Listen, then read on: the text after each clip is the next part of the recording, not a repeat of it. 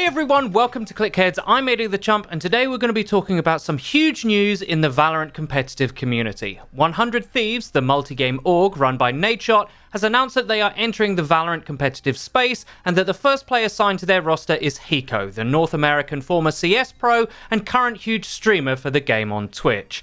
Both 100 Thieves and Hiko have since commented that they're in the space to win, and that Hiko has been given the team captain's role. This affords him more say in the rest of the roster, and the org are looking to him to steer the team into a winning future. The rest of the roster is not confirmed at this point, with Hiko's chat spamming him names of players he's played with in the past, like Shroud, and Hiko himself being very tight-lipped about who will be announced next. So this is an incredibly big deal for a variety of reasons. Firstly, let's deal with the man himself. Hiko is a storied veteran of NA Counter-Strike, having featured on famous rosters like Sean Gares' 2014 Cloud9, and later Team Liquid with the best player of all time, Simple. Back before a different Cloud9 roster won the E-League Major in 2018 with Tarek, Stewie2K, Automatic, Skadoodle and Rush, Hiko was always at the centre of North American Counter-Strike greatness. The older Cloud9 that he was a part of carried NA's hopes back in 2014 in international competition dominated by the European teams, and they made it to the quarterfinal of ESL 1 Cologne of that year. The Team Liquid that he was a part of finished runners-up in a heartbreaking final in 2016 to the now MIBR roster, and looked for a time to be the most exciting CS team in the world. Hiko, as a player, has always been quite cerebral, excelling in clutches and tense moments where a player's game sense and nerve need to hold fast. He has many famous clips, but perhaps the best is this one which Anders immortalized with "Hiko, are you kidding me?" Back to a 2-on-2. That bomb so far ticked. They gotta move quick right now. They're going for it. The defuse is already happening. Hiko, are you kidding me? He's gonna go for it. They win the round. Hiko picks up a triple and Cloud9 win it. The Twitch chat meme, "Hi, I'm Hiko, I'm a beta, I'll see you at the bomb site a little bit later," is hilarious, but perhaps a bit unfair to him. Hiko has always had a mind for tactical shooters, and is one of the best players to really think deeply about the strategy of a game as a round played out, something that is very rare in pro players, as being focused in on the strategy of a match can make other lesser players tunnel vision and tense up. Hiko is capable of reading the game in real time and reacting accordingly, something that he demonstrates very aptly on his immensely popular Twitch stream. In fact, watching him learn Valorant has been one of the best learning resources for many other players, as he has so much experience with these kinds of games. His mind has just worked things out much faster than most other players. 100 Thieves picking him to go pro says to me they're looking to build a roster for the future that really wants to win. Hiko has demonstrated many times that he will do whatever it takes to try and win, leaving many rosters because he thought they no longer had the hunger to chase victory. The only things that you could reasonably say against him is that 1. He has been away from top level CS for quite a long time, having not featured on a top team since he left Liquid in January of 2017, and that his age might become a factor the longer Valorant continues as a competitive game. Hiko is currently 30 years old, that's younger than me, but very old for a Counter-Strike pro.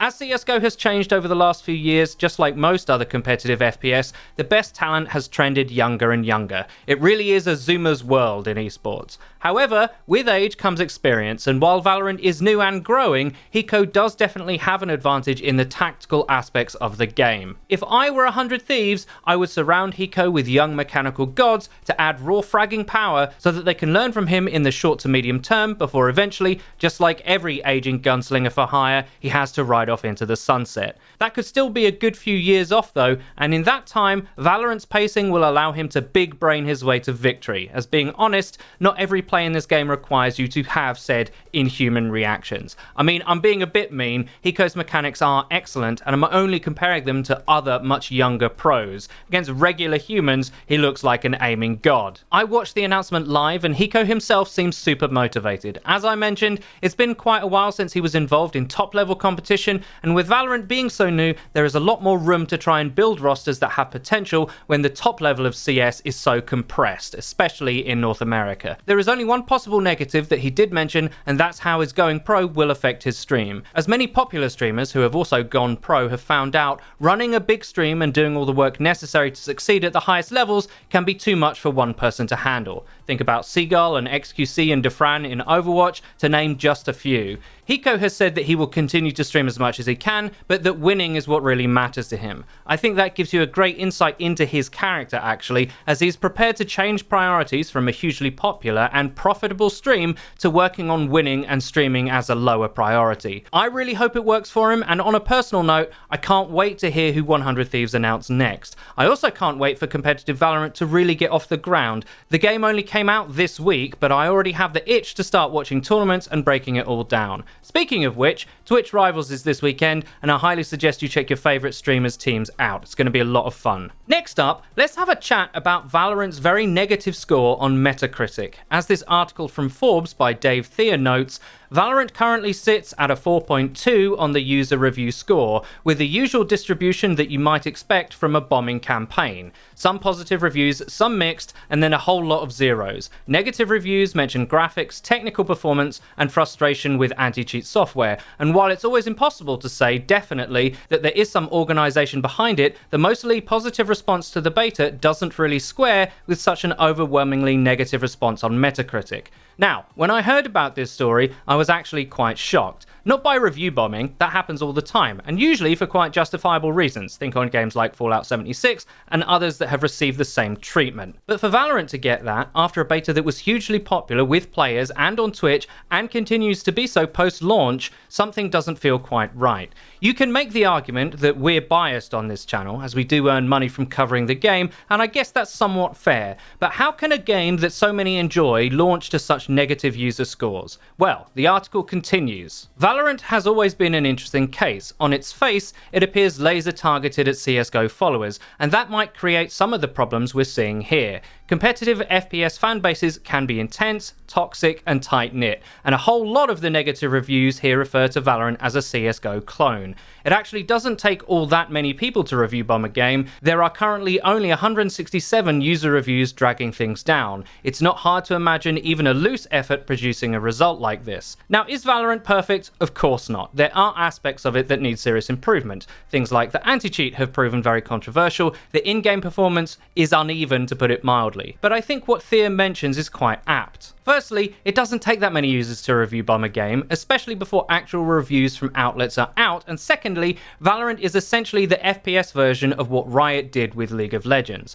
Dota is much more hardcore than League, and the fan bases don't mix. What we could be seeing here with Metacritic is the same phenomena with CSGO. Now, as someone who enjoys both games a great deal, this makes me a little sad. I loved CSGO, I loved Overwatch. In fact, I like most FPS esport games, but I'm a little bit older and not what you could call a fan of any of them. Fan stands for fanatic, and I'm a bit calmer in my old age. I get why fans of certain games can feel threatened by another that is, to be fair, aimed directly at their user bases, but Valorant is certainly, without question, better than the user scores currently indicate. That is not to say I don't recognise the legitimate complaints made about it, but let's be real. How are you, with any integrity, gonna give Valorant a score of 0? 0 is an insult, which is totally your prerogative to do, but you can't say that that's particularly rational. Whether it's legitimate or not, there are some concerns that such a bad user score will linger in the minds of gamers, that it will impact the future of the game.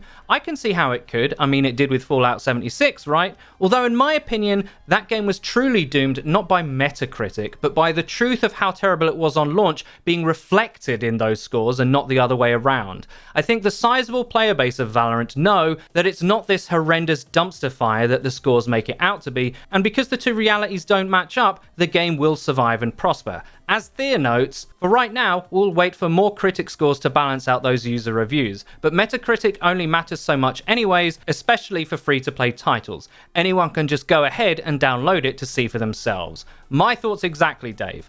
Anyway, enough of my ranting. I'd really like to know where you guys rest with your opinions on this one. As you're watching a mainly Valorant-based channel, I can imagine you line up with me a fair bit. And that's about it for today. I really hope you enjoyed the video. If you like the content on this channel, please hit that subscribe button and click the bell icon so you get notified when we upload. Also, please do check out our Facebook stream. We'll be no lifing Valorant this week, and it would be great to see some of you in the chat. Until next time.